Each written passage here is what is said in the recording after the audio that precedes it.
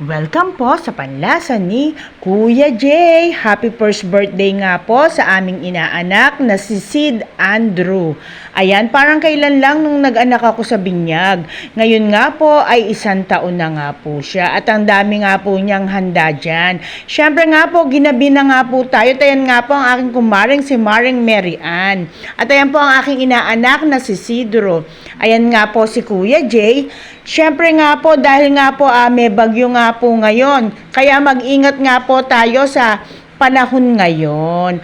At ayan nga po ang mga bisita na dinatnan po namin dyan kanina. Nandyan din po ang aming kumpare. At siyempre nga po kahit nga po may bagyo, hindi po pwedeng hindi makarating si Kuya Jay at si Ate Gina. Siyempre nga po inaanak po namin yan sa binyag, si Sidro.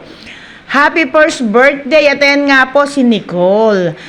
At ayan pa po yung inabutan namin ng mga bisita kanina nung galing nga po kami dyan. At ngayon nga po, nagbubukas na nga po ng regalo si Sidro. Ayan, tuwan-tuwa nga po siya sa natanggap niyang mga laruan. Marami nga po siya naging regalo dyan kanina.